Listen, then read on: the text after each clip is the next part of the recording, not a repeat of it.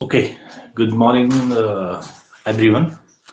So, once again, we are here for the discussion in new topic, income from salary of income tax, income from salary.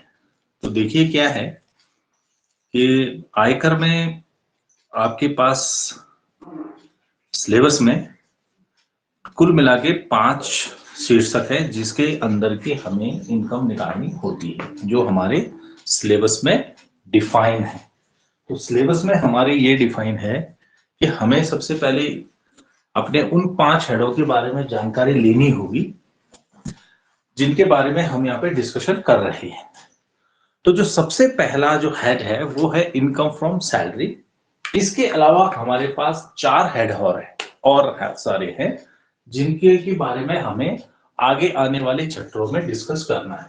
ठीक है, तो सबसे पहले है जैसे इनकम फ्रॉम सैलरी, ठीक है, जिसमें कि वेतन भोगी कर्मचारियों की या वेतन जिसको भी मिलता है या वेजेस जिसको मिलता है, मजदूरी जिसको मिलती है, या जो नौकरी करता है उसकी इनकम के बारे में यहाँ पे बताया गया है कि उसको कौन कौन सी छूटें मिलेंगी और कैसे उसकी हम कुल आय का निर्धारण करेंगे।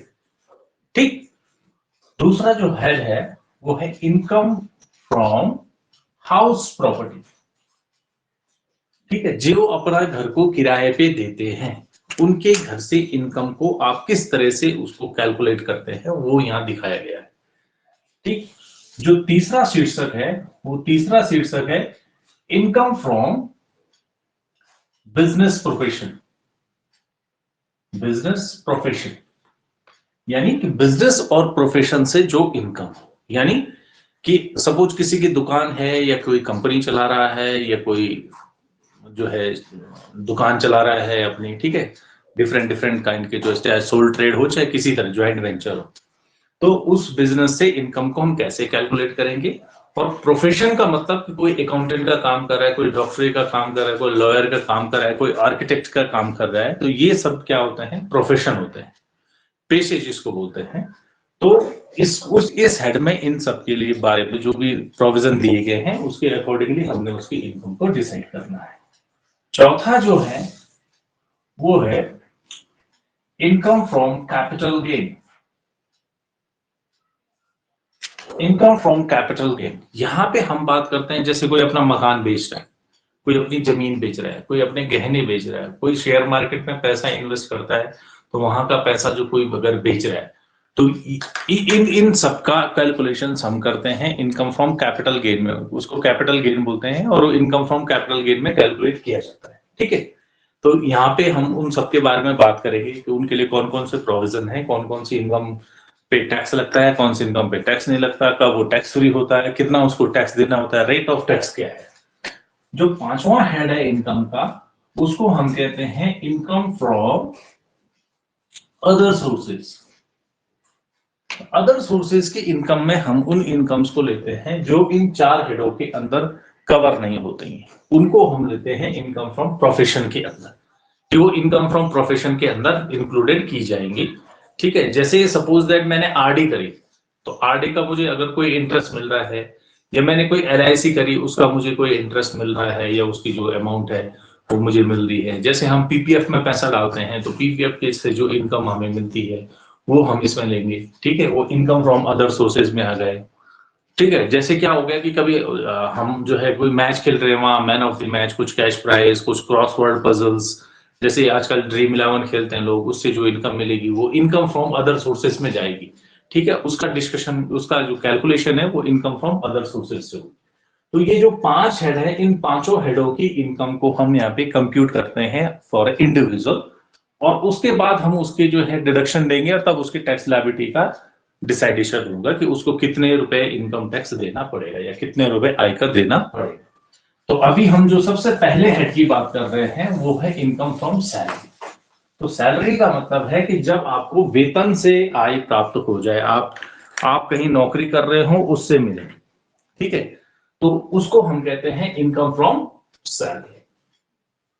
ठीक है, वेतन से आय जिसको हम बोलते हैं, जो नौकरी करते हैं, तो नौकरी करते हैं तो उनको क्या क्या मिलता है, जैसे बेसिक पे मिलता है, ये इसमें इंक्लूडेड हो जाएगा, प्लस जैसे डीए मिला वो इसमें इंक्लूडेड हो गया, बोनस मिला वो इसमें इंक्लूडेड हो गया, किसी को कमीशन मिलता है वो इसमें इंक्लूडेड हो गया, किसी को एडवांस सैलरी मिली वो इसमें इंक्लूडेड हो गया, किसी को एरियर मिला वो इसमें इंक्लूडेड हो गया।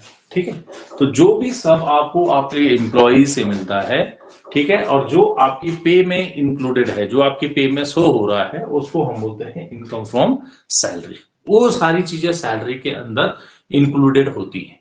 ठीक है, आपको कोई अलाउंसेस है, प्लस अलाउंसेस, ठीक है, कोई भत्ते अगर आपको मिल रहे हैं, ठीक है, जैसे सिटी कंपनसेशन अलाउंस है, मेडिकल अलाउंस है, एचआरए है, ठीक है, घूमने का एलटीसी है, ठीक है, इस तरह कई तरह के जो है आपको पर गजेट्स और अलाउंसेस मिलते हैं, तो उन सबको हम सैलरी के अंदर इंक्लूड करते हैं और उन सबसे हम ग्रॉस सैलरी निकालते हैं, उस पर्टिकुलर इंडिविजुअल की ग्रॉस सैलरी निकालते हैं। ठीक है, अब बात आती है कि कुछ इंपॉर्टेंट चीजें इसमें आपको ध्यान रखनी है कि हम किसको सैलरी मानेंगे और किसको सैलरी नहीं मानेंगे। तो देखो, इनकम टैक्स क्या कहता है? इनकम टैक्स कहता है कि सैलरी एंड वेजेस, अगर किसी को मजदूरी मिल रही है, ये दोनों के दोनों क्या है? सेम है। There is no difference between the wages, remuneration और सैलरी। जो भी उसको किसी पर्टिकुलर रेट और टाइम पे कोई अमाउंट अगर मिल रही है तो वो सैलरी कहलाएगी। कब? जब आपके बीच एम्प्लॉय एंड एम्प्लॉयर का रिलेशनशिप होगा, यानी कि एक नौकरी देने वाला और एक नौकरी पाने वाला, मालिक और नौकर का रिलेशन जहां पे भी होगा, वहां पे चाहे आपको सैलरी मिले, चाहे आपको वेजेस मिले, चाहे आपको रेम्यूनरेशन मिले, जो भी चीज मिले उसको हम सैलरी बोलेंगे, उसको हम सैलरी के तहत ही माना जाएगा, वो किसी और चीज में नहीं जाएगा। उसके लिए कंडीशन ये है कि एम्प्लॉय एंड एम्प्लॉयर का रिलेशनशिप होना जरूरी है।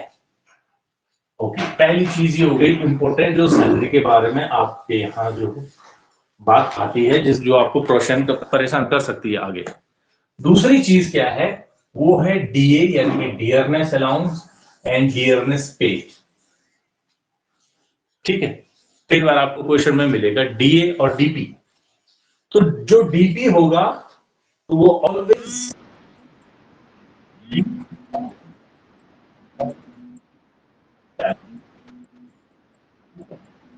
DA always be A part of salary, हमेशा सैलरी का हिस्सा माना जाएगा।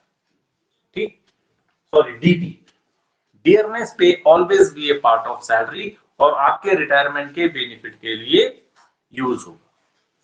लेकिन जब आपको डीए दिया हो तो डीए कई बार क्या होता है कि आपका पार्ट ऑफ द सैलरी नहीं होता है, बेसिक पे नहीं होता है, पार्ट ऑफ द बेसिक पे नहीं होता है। उसमें अगर आपको क्वेश्चन में दिया हुआ है कि इट्स पार्ट ऑफ सैलरी और on the basis of service condition,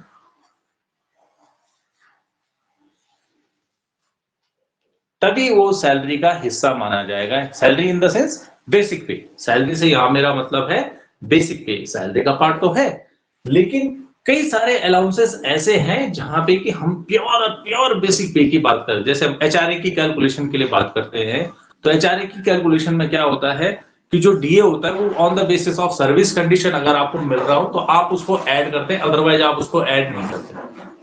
ठीक है, वो उसकी कैलकुलेशन के लिए ऐड नहीं होगा। तो अगर आपको क्वेश्चन में डीपी दिया है तो आप सीधे के सीधे उसको अपनी सैलरी के साथ जोड़ देंगे।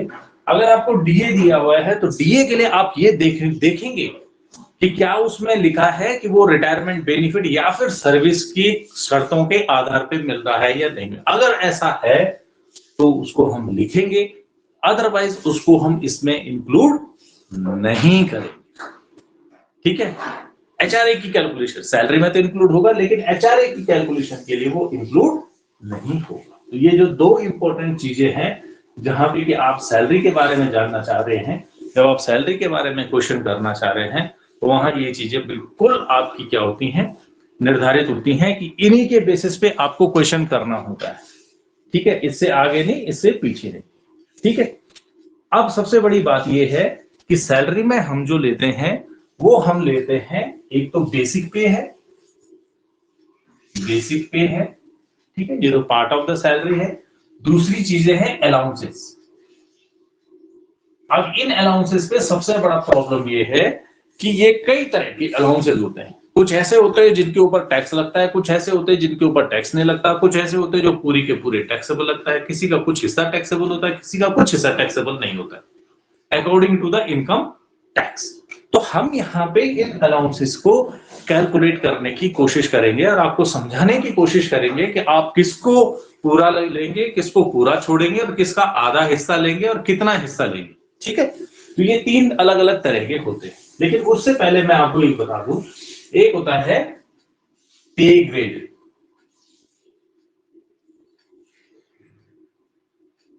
पे ग्रेड, सपोज दैट जैसे किसी की जो सैलरी है वो सैलरी कुछ इस तरह से आ रही है, सपोज इसकी 11,000-300 प्लस 17,000, इसको हम बोलेंगे पे ग्रेड। कौन से लाइन पे चल रहा है, यानी कि हर साल उसकी सैलरी में पहले 11,000 मिली, 300 रुपए ऐड हो जिस दिन उसकी ज्वाइन हो, जिस दिन उसने नौकरी ज्वाइन की। तो पहले साल उसकी सैलरी हो गई 11,000, दूसरे साल उसकी हो गई 11,300, अगले साल फिर उसकी सैलरी में 300 रुपए और जुड़ जाएंगे तो 11,600, प्लस नेक्स्ट ईयर 300 रुपए और जुड़ जाएंगे तो 11,900। ऐसे करते करते जब तक ये सैलरी 17,000 रुपए ना गई तब तक उसको हर साल 300 रुपए का इंक्रीमेंट मिलता रहेगा। इसको हम बोलते हैं पे ग्रेड, कि आपका कौन सा ग्रेड है। ठीक है, तो अलग अलग लेवल के लिए अलग अलग ग्रेड का यूज होता है। कई बार आपको क्वेश्चन दिया हुआ होता है कि जी उसने जब नौकरी करी थी तो उसका पे ग्रेड ये था और आज क्या टाइम है, तो उस दिन और आज के टाइम में आपको फर्क देखना होगा कि क्या फर्क। ठीक है, तो अब हम बात करते हैं अलाउंसेस की। अलाउंसेस की बात करेंगे। अलाउंसेस होते हैं आपके तीन तरह के, तीन तरह के अलाउंसेस होते हैं। पहला अलाउंसेस हो गया आपका, हाँ अलाउंसेस आपके तीन तरह के होते हैं। अलाउंसेस की जगह इसको करते हैं कि सैलरी, ग्रॉस सैलरी। इसमें तीन चार चीजें ऐड होती हैं, 1 2 3 4, 1 2 3 एंड 4। सबसे पहले तो हो गया आपका बेसिक पे, जो आपको मिलेगी बेसिक पे आपकी कितनी है। दूसरे होते हैं आपके पास अलाउंसेस। अलाउंसेस भी आपके पास होते हैं तीन तरह के। कौन कौन से? सबसे पहले होते हैं आपके पास फुल्ली एग्जेम्प्टेड। फुल्ली एग्जेम्प्टेड का मतलब जिन अलाउंसेस के ऊपर कोई भी टैक्स नहीं लगेगा। बेसिक पे तो आप समझ गए कि कितने रुपए उसके बेसिक है वो। अलाउंसेस में तीन तरह के अलाउंसेस होते हैं। फुल्ली एग्जेम्प्टेड यानी कि जिनके ऊपर कोई टैक्स नहीं लगता है, जितना मिल रहा है वो सारा फ्री है। वो किस किस का है वो हम आगे देखें। दूसरा होता है फुल्ली टैक्सेबल, यानी कि जो अलाउंस आपको मिल रहा है वो सीधे सीधे आपकी सैलरी में जुड़ रहा है, उस पर आपको कोई भी पैसा खर्च, कोई भी जो है आपको उसमें छूट नहीं मिलेगी, सारा का सारा जो है वो टैक्सेबल हो जाएगा। उसको हम बोलते हैं फुल्ली टैक्सेबल। ठीक, नेक्स्ट जो आपके पास अलाउंसेस है उस अलाउंसेस के हम बोलते हैं पार्टली या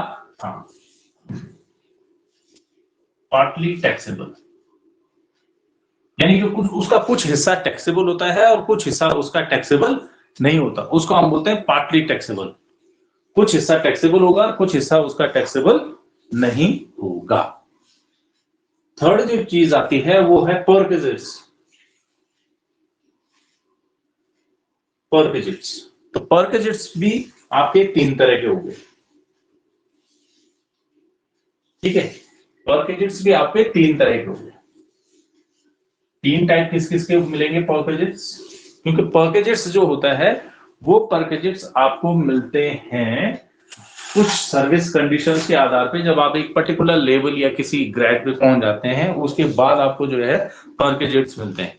या तो मिलेंगे आपको अलाउंसेस, हो सकता है आपको कुछ परकेजेस पे मिल लो। परकेजेस का मतलब है सुविधाएं, वहां पे आपको पैसा नहीं मिलेगा, पैसे की जगह फैसिलिटी मिलेगी। सपोज दैट आपको एक नौकर दे दिया, जुड़ेगा वो आपकी सैलरी में, लेकिन आपको एक नौकर दे दिया, काम करवाने के लिए घर में, ठीक है। आपको जो है फ्री इलेक्ट्रिसिटी दे दी, आपको बिल नहीं देना, इलेक्ट्रिसिटी फ्री दे दी आपको, ठीक है। आपको मोबाइल फोन गिफ्ट कर दिया कंपनी ने, कंपनी की तरफ से मोबाइल फोन, ये कंपनी की तरफ से लैपटॉप मिलता है, मोबाइल फोन मिलता है, 10 तरह की ये सारी चीजें मिलती हैं। तो वो हम सब किसमें इंक्लूड करते हैं, उनको परकेजेस में इंक्लूड करते हैं, सुविधा। तो सुविधाओं में क्या है कि सबसे पहले है टैक्सेबल फॉर ऑल एम्प्लॉई, सभी नियुक्त जो सभी कर्मचारी हैं, सभी कर्मचारियों के लिए कर योग्य, यानी कि टैक्सेबल, ठीक है। जो जिस तरह का भी होगा सभी के लिए ये टैक्सेबल हो जाएगा। दूसरा है टैक्सेबल फॉर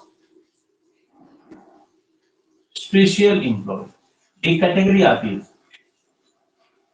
ठीक है। वो हम बाद में जब हम परकेजेस की कैलकुलेशन करेंगे तब हम देखेंगे कि किसको हम स्पेशल एम्प्लॉय बोलते हैं। उसकी 3 कंडीशन है, वो 3 कंडीशन अगर वो फुलफिल कर दे तो स्पेशल एम्प्लॉय होता है। तो टैक्सेबल फॉर स्पेशल एम्प्लॉय, ये तो सारे के लिए, चाहे छोटा हो बड़ा हो, ठीक है, fourth class, third class, first class, second class, सबके लिए। ये कुछ स्पेशल कंडीशन है, 3 कंडीशन है, उन 3 कंडीशनों में कोई भी एक अगर फुलफिल करेगा तो उसको हम स्पेशल एम्प्लॉय बोलते हैं, उसके लिए टैक्सेबल। जैसे मोटर कार वगैरह उसको जो मिलती है, ठीक है, कंप्यूटर मिलता है, लैपटॉप मिलता है, एलटीसी, वो आगे हम पढ़ेंगे चैप्टर को पूरा का पूरा। तो ये हो गया फॉर स्पेशल एम्प्लॉयज। और जो तीसरी कैटेगरीज है वो तीसरी कैटेगरीज है एग्जेम्प्टेड फॉर ऑल एम्प्लॉय, सभी करदाताओं या सभी कर्मचारियों के लिए फ्री, ठीक है। जितने भी कर्मचारी हैं उनको ये परकेज जिस किसी को भी मिलता है वो सबको फ्री मिलता है, स्पेशल के लिए कुछ नहीं है। चाहे स्पेशल हो, चाहे ऑल, चाहे नॉर्मल कैटेगरीज का हो, जिस भी कैटेगरीज का होगा उस कैटेगरी वाले के लिए ये फ्री मिलेंगे, ठीक। ये हो गए 3 तरह की कंडीशन होगी परकेजेस के लिए। लास्ट जो चीज है वो लास्ट चीज होती है फोर्थ, जो सैलरी में इंक्लूड होती है, profit in lieu of salary, ठीक है। वेतन के स्थान पे लाभ, मतलब आपको सैलरी नहीं मिलती है, आपको सैलरी नहीं मिलेगी, लेकिन उस सैलरी की जगह पे आपको कुछ क्या मिलेंगे, लाभ मिलेंगे, उसको हम बोलते हैं profit in lieu of salary. वो भी सैलरी का ही पार्ट है और वेतन के शीर्षक में ही कर योग्य होगा, ठीक है। जैसे क्या होता है कि कई लोग रिटायरमेंट हो जाते हैं और रिटायरमेंट होने के बाद जो है कोई कंपनी उनको अपॉइंट करती है, वही कंपनी उनको अपॉइंट कर रही है, ठीक है। तो अब उनको पेंशन भी दे रही है, रिटायरमेंट भी हो गए हैं, पेंशन भी दे रही है और दोबारा नौकरी भी दे रही है। तो आप अब उनको सैलरी नहीं मिलेगी, नो, अब वो वेतन के स्थान पे उनको कुछ लाभ दिए जाएंगे, यानी कि उनसे नेगोशिएशन किया जाएगा, चलो भाई हम आपको घर रहने के लिए दे देते हैं फ्री और आप हमारे यहाँ फलाना काम कर लो, ठीक है। तो ये हो गया profit in lieu of salary, यानी कि वेतन के स्थान पे आपको लाभ दिया जाए। किसी को डायरेक्टर बना दिए, कुछ बना दिया, उसको बोलो रहना खाना सब यहाँ फ्री है और आप हमारा बिजनेस देखिए या आप हमारा इंस्टीट्यूट चलाइए। जनरली ये टीचिंग में इस तरह की चीजें होती है। प्रोफेशनल, जैसे हम हायर करते हैं प्रोफेशनल आफ्टर द रिटायरमेंट, उसको बोला आप एडवाइजर है हमारे बोर्ड डायरेक्टरेट में, बोर्ड ऑफ डायरेक्टर में, ठीक है। किसी कंपनी का एडवाइजर नियुक्त कर दे, उसको बोलो जी हम आपको सैलरी तो नहीं दे सकते, लेकिन सालाना हम आपको एक लमसम अमाउंट दे देंगे।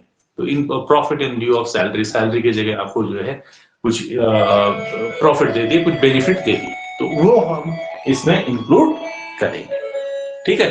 तो ये है आपकी ग्रॉस सैलरी, जो ग्रॉस सैलरी आएगी, करेक्ट। अब बात आती है कि मेन चीज की जो हम अलाउंसेस हैं, जिसकी मैं बात कर रहा था कि हम अलाउंसेस को किस तरीके से कैलकुलेट करेंगे और कितना पार्ट उसका टैक्सेबल होगा, कितना, कौन सी वाले अलाउंसेस में आपको टैक्स फ्री होगा, कौन से अलाउंसेस में आपका टैक्स का हिस्सा जाएगा, ठीक है। तो अलाउंसेस, जैसे कि मैंने बोला 3 तरह के अलाउंसेस हैं आपके पास, ठीक है। सबसे पहले आपके पास फुल्ली एग्जेम्प्टेड, ठीक है। फिर उसके बाद आपके पास आता है फुल्ली टैक्सेबल, एंड तीसरी जो चीज आती है आपके पास वो पार्टली एग्जेम्प्टेड और पार्टली टैक्सेबल, कुछ भी लिख सकते हो आप, यानी कि कुछ हिस्सा टैक्सेबल होगा, कुछ हिस्सा टैक्सेबल नहीं होगा। तो अब हम सबसे पहले बात उन वाले अलाउंसेस की करेंगे जो अलाउंसेस आपके पूरे क्या हैं, फ्री हैं, जिसके ऊपर किसी को भी टैक्स देने की जरूरत नहीं है, यानी कि फुल्ली एग्जेम्प्टेड अलाउंस। ठीक है, तो इस तरह के अलाउंसेस जो है आपके वेतन में जोड़े नहीं जाएंगे, ये वाले अलाउंसेस आपके सैलरी में नहीं जोड़े जाएंगे। ठीक, एक चीज ध्यान रखनी है आपने, ये वेतन में नहीं जुड़ेंगे जी ये अलाउंसेस, क्योंकि एग्जम्प्टेड है, इसलिए ये सीधे के सीधे क्या हो जाएंगे, फ्री हो जाएंगे। ठीक है, तो इन भत्तों को क्या करते हैं हम, इनको सामान्यतः हम इनको ये मानते हैं कि इन भत्तों की जितनी भी रकम आपको मिलेगी, इनकी उतनी रकम जो है उस काम के लिए खर्च कर दी गई है। मतलब जो देने वाला है वो ये मानता है कि भाई मैंने इनको ये अलाउंसेस दिए हैं, तो ये अलाउंसेस क्या हो गए हैं कि जितना रुपए इनको मिल रहा है इतने रुपए इन्होंने जनरली खर्च कर दिए हैं, तो इसलिए वो ये मान के चलते हैं, इसलिए उसको एग्जम्प्टेड मानते हैं। मिलते तो हैं लेकिन हम उसको ये एग्जम्प्टेड मानते हैं, ये मान के चलते हैं कि जितने रुपए मिले उतने रुपए आपने उसको खर्च कर दिए। ठीक, अब ये मिलेंगे लेकिन किस लिए मिलेंगे, मिलेंगे आपकी ड्यूटी परफॉर्म करने के लिए ही मिलते हैं। ठीक है, तो अब जब जितना मिला उतना आपने खर्च कर दिया, तो इसलिए ये क्या हो जाता है, पूरा का पूरा फ्री हो जाता है, इसके ऊपर कोई भी टैक्स नहीं लग दिया जाता।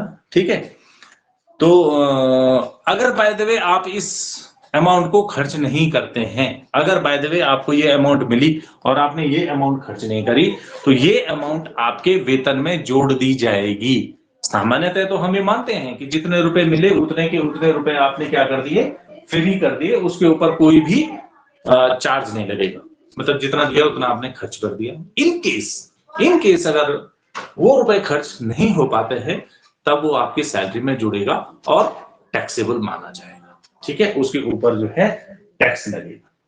ठीक, तो सबसे पहले तो ये है कि आपका ओवरसीज अलाउंस, यानी पहला हो गया फॉरेन अलाउंसेस। फॉरेन अलाउंसेस का मतलब ये है कि सपोज दैट आप भारत सरकार के कर्मचारी हैं, अगर आप भारत सरकार के कर्मचारी हैं और भारत सरकार की तरफ से आपको फॉरेन में नौकरी करने के लिए भेजा गया है, तो आपको जो फॉरेन अलाउंस मिलेगा वो सारा का सारा क्या है, एग्जम्प्टेड है, उसके ऊपर कोई भी टैक्स नहीं लगने वाला। दूसरे जो अलाउंसेस हैं वो special allowance for reimbursement of the expenses spend on the official duty. दूसरे तरह के जो क्या है वो खर्चे आप expenses for performing duty, duty को परफॉर्म करने के लिए ये आपको अलाउंसेस दिए जाते हैं, जिनकी ऊपर की कोई भी टैक्स नहीं लगता। पहला होता है यात्रा भत्ता, यानी ट्रैवलिंग अलाउंस। ठीक है, यात्रा भत्ता यानी ऑफिस आने जाने के लिए जो आपको भत्ता दिया जा रहा है वो आपका क्या होगा, एग्जेम्प्टेड होगा, उसके ऊपर कोई भी टैक्स नहीं लगेगा। ठीक, ट्रैवलिंग अलाउंस आपकी सैलरी में आपको जितना मिलता है वो सारा का सारा आपका क्या हो गया, एग्जेम्प्टेड हो गया, उसके ऊपर कोई भी टैक्स नहीं लगा। जो दूसरा है वो है डेली अलाउंस, यानी कि दैनिक भत्ता।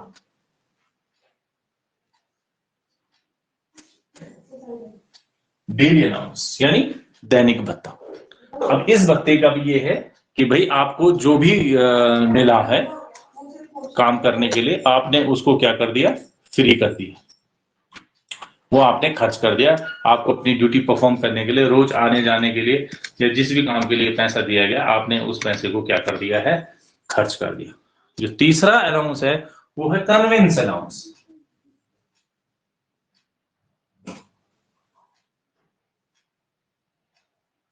ठीक, यानी सवारी भत्ता, कन्वेंस अलाउंस की ड्यूटी के दौरान अगर आप इधर उधर जाते हैं उस टाइम पे आपको जो भत्ता दिया गया वो सारा का सारा एग्जेम्प्टेड होगा। चौथा जो इसमें है वो है हेल्पर।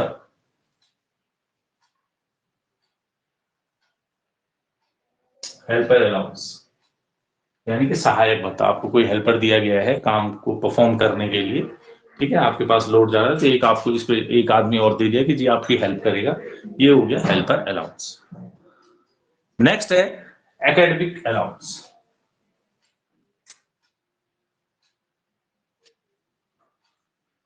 यानी कि अगर आपको अपनी ऑफिस के काम से किसी अपग्रेडेशन के लिए जाना है तो अपग्रेडेशन के लिए आपको कुछ खर्च दिया जाएगा कि जी आप जाओ और एक फलाना कोर्स सीख के आओ, इस काम के लिए जो दिया जाएगा। तो आपको ये माना जाएगा कि हमने ये आपको पैसा दिया है तो आप इस पैसे को उसी काम के लिए खर्च करें और आपने वो पैसा खर्च कर दिया होगा, ये माना जाएगा। और जो भी पैसा मिलेगा आपको एकेडमी के लिए, विद्यापार्जन जिसको बोलते हैं, विद्योपार्जन, ठीक है, वो आपका फ्री होगा। छठा है यूनिफॉर्म अलाउंस। यूनिफॉर्म अलाउंस यानी आपका वर्दी भत्ता, यानी कि वर्दी को बनाने सिलाने के लिए कंपनी की तरफ से कुछ पैसा दिया जाएगा और ये माना जाएगा कि जो पैसा आपको मिला है वो पैसा आपका फ्री हो गया, ठीक है, वो पैसा आपको मिल गया है और आपने उस पैसे का यूज कर लिया है, ठीक। तीसरी तरह के जो अलाउंसेस है, तीसरी यानी ये तो दूसरी कैटेगरीज में आ गए कि एक्सपेंसेस फॉर परफॉर्मिंग ड्यूटी, यानी कि ड्यूटी परफॉर्म करने के लिए जो मिले। तीसरा मिलेगा जो अलाउंस वो है high court and supreme court जज allowance. Allowances for high court and supreme court. Supreme court और हाई कोर्ट के जज को जो भी अलाउंसेस मिलते हैं वो सारे के सारे क्या है, फ्री है, उनके ऊपर कोई भी टैक्स नहीं लगता, सारा फ्री है। और चौथा है एनी अलाउंसेस, किसी भी तरह का allowances received from UNO. UNO को द्वारा अगर आपको कोई भी अलाउंस मिल रहा है तो वो अलाउंस क्या होगा, आपका एग्जेम्प्टेड होगा, उसके ऊपर कोई भी टैक्स नहीं लगेगा। तो ये उन अलाउंसेस की लिस्ट है जो अलाउंसेस आपको ये बोलते हैं कि भाई इसमें क्या होगा, पूरी तरह से एग्जेम्प्टेड है, इनके ऊपर कोई भी टैक्स नहीं लगता। और ये जो अलाउंस आपको मिल रहे हैं ये अलाउंसेस आपको ड्यूटी परफॉर्म करने के लिए मिलते हैं, ड्यूरेशन ऑफ ड्यूटी पीरियड्स आपको दिए गए हैं, ठीक है।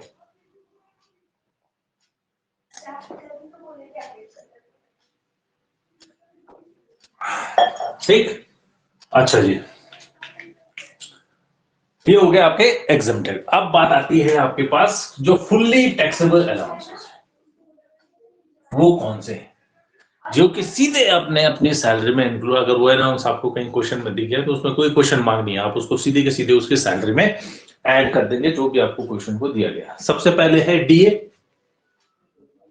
डियरनेस अलाउंस, जिसके हम अभी तक बात करते आ रहे हैं। डियरनेस पे, अगर ये भी अनाउंसेस होता है, ठीक है।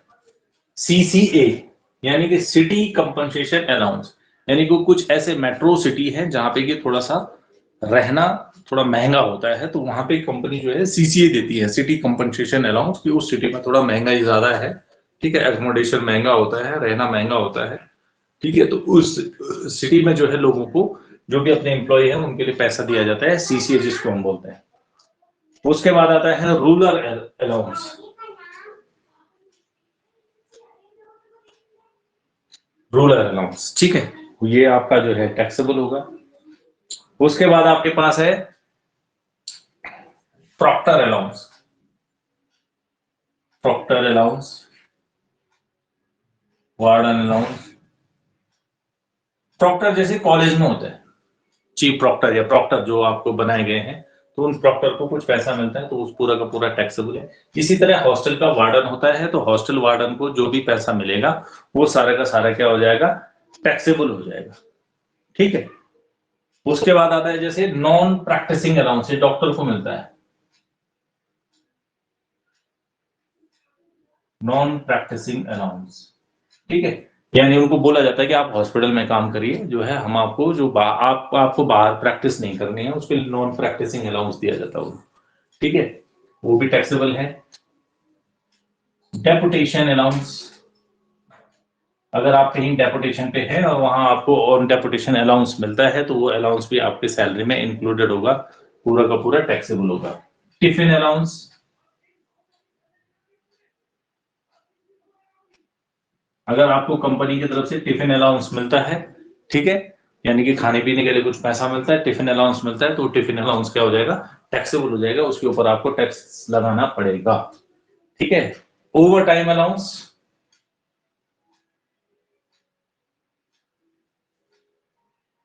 तो ये सारे के सारे जो अलाउंसेस हैं ये फुल्ली टैक्सेबल है।